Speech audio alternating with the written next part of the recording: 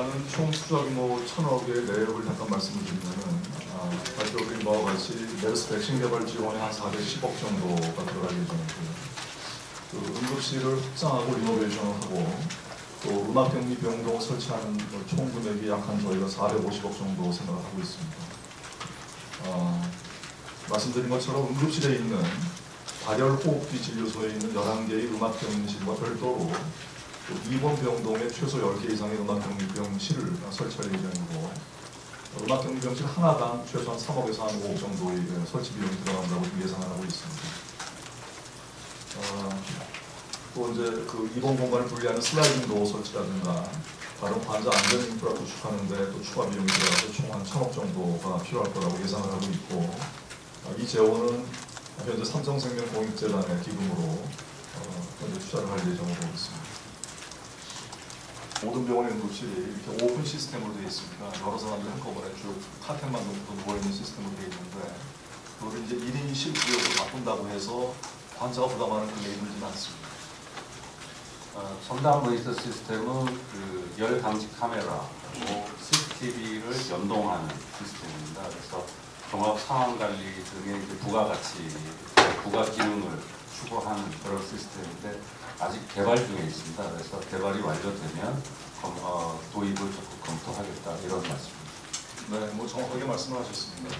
저희가 이제 응급실에 환자들이 많이 오게 되고 응급실의 수용 능력을 초과하는 경우에 다시 한번 과밀화 현상이 벌어지지 않을까 걱정을 하시는 건데 일단 두 가지로 해결을 해야 될 거라고 생각합니다. 지금 현재 하고 있는 거는 응급실에 온 환자들이 바로 입원할 수 있는 응급병동을 운영을 하고 있습니다. 그래서 6시간 정도 응급실에 체류하게 되면은 그 이상 응급실에 계속 있지는 않고 바로 응급병동을 입원할 수 있는 시스템이 지금 잘 가동이 되고 있습니다.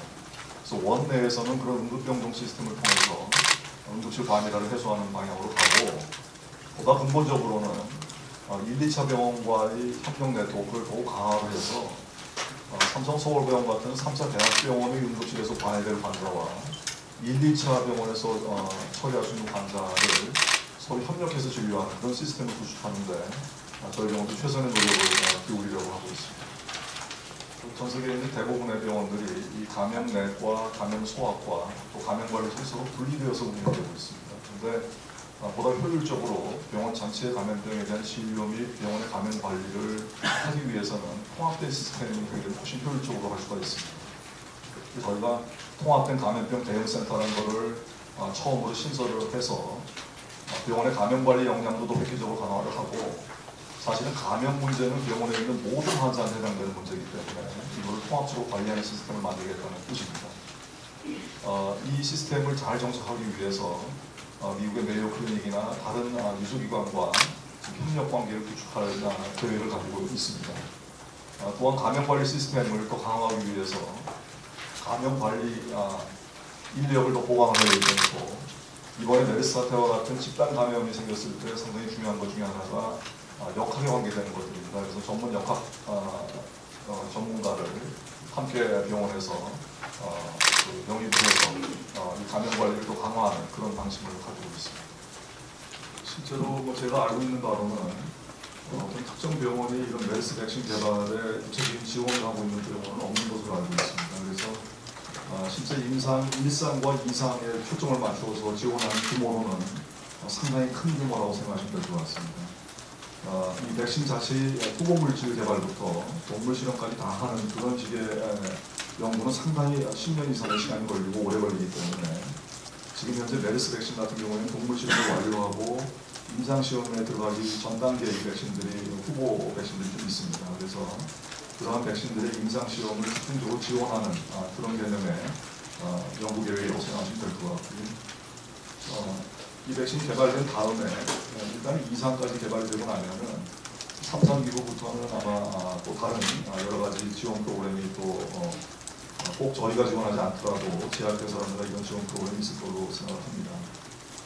이 백신이 개발된 다음에 이후에 어떻게 이용되고 또 이것을 어떻게 할 건지에 대해서는 국제백신연구소가 협의해서 결정을 할 예정입니다. 이 백신 개발을 저희가 이제 자금 지원도 할 뿐 아니라 저희가 환자가 있는 병원이기 때문에 또 감염 전문가가 있기 때문에 국제백신연구소와 그런 식의 임상자료 교환이라든가 또 다른 백신 개발을 위해서 필요한 협력은 무엇인지 할 예정으로 있습니다. 예, 뭐 지금 감사하고 감사가 막 시작된 단계이기 때문에 구체적으로 말씀드릴 내용은 아직은 없는 것 같고요.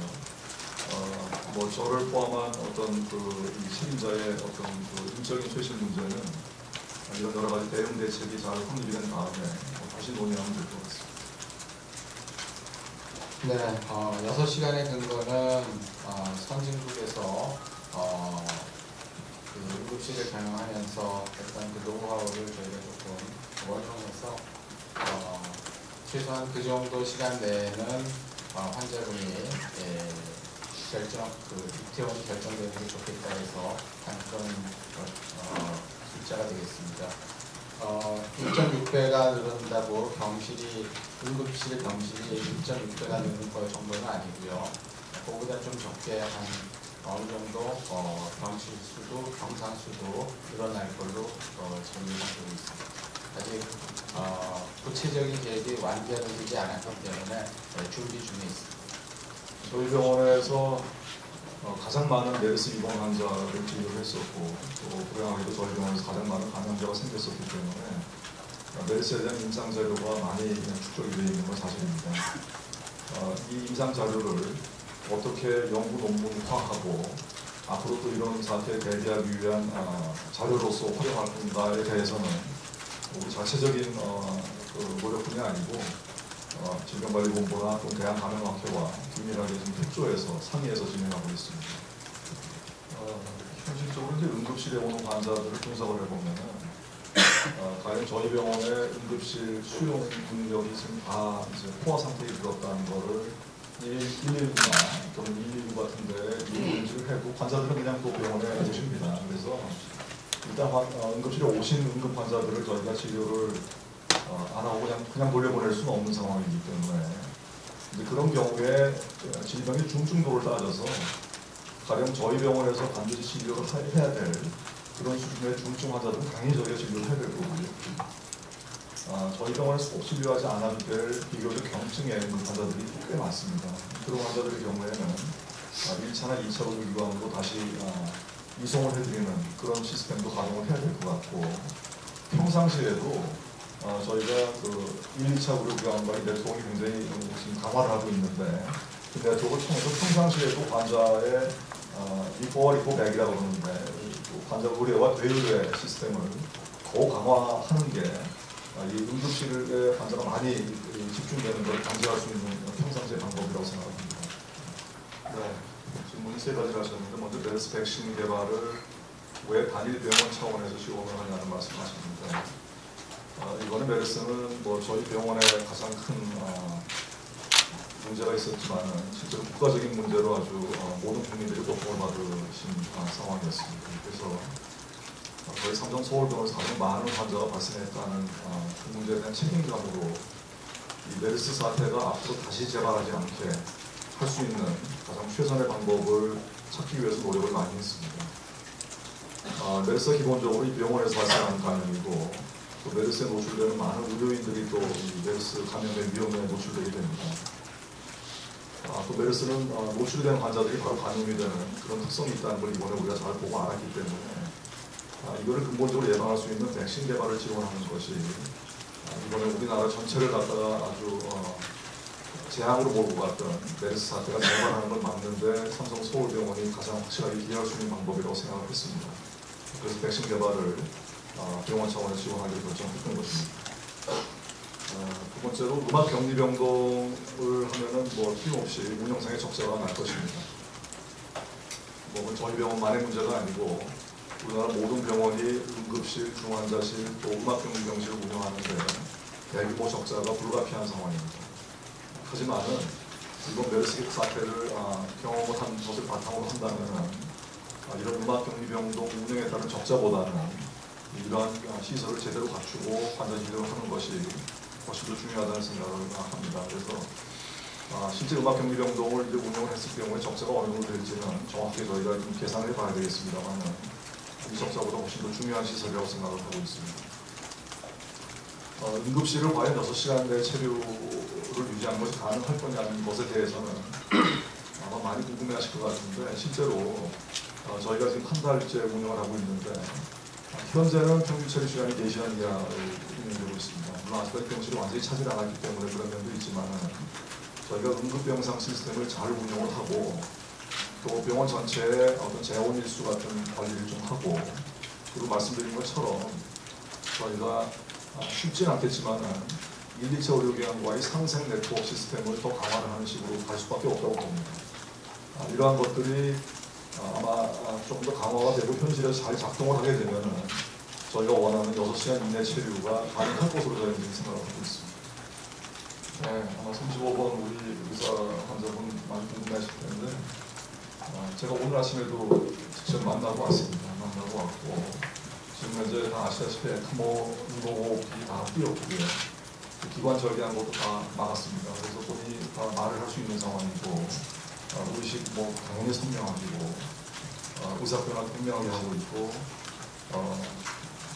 본인의 상태에 대해서도 나날이 좀 좋아지고 있다는 것을 느끼고 있습니다. 아직까지 호흡곤란이 완전히 없는 건 아니지만 산소는 최소량만 공급을 하고 있는 상황이고 지금 그 중환자실에서 재활치료를 받고 있는 중입니다. 아마 상태가 조금 더 호전되면 일반 병동으로 옮길 수 있을 거로 생각이 듭니다.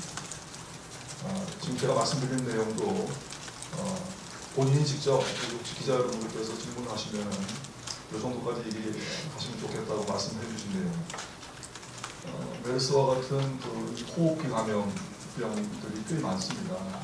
사실은 뭐 이제 겨울철이 되면은 새로운 독감이 또 유행할 예정이고 그 이외에도 뭐 다른 호흡기 감염병들이 메르스와 같은 재앙을 불러일으킬 수 있는 가능성이 있는 질병들이 많이 있습니다. 그 병들이 이번과 같은 사태가 되지 않도록 막는 가장 근본적인 방법은 응급실 외부에 지금 현재 설치해놓은 격리진료소에서 진료를 해서 일반 환자와 감염 환자가 섞이지 않도록 하는 것이 가장 근본적인 예방책이라고 봅니다. 그래서 이런 호흡기 격리진료소를 잘 운영을 하게 되면 상당 부분 이런 호흡기 감염병 환자의 문제를 초기 차원에서 바로 예방할 수 있다고 생각을 합니다. 오늘 발표드린 여러 가지 후속 대책에 이번에 저희 병원에서 감염되신 메르스 환자분들에 대한 보상 대책은 현재는 저희가 포함하지 않았습니다만 이에 대해서는 추후 계속 논의를 해서 따로 말씀을 드리도록 하겠습니다.